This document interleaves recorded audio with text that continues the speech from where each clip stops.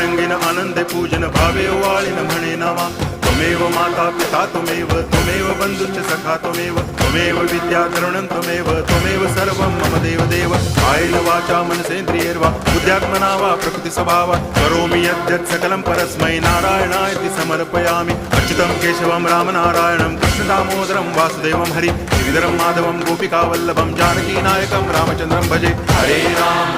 Ram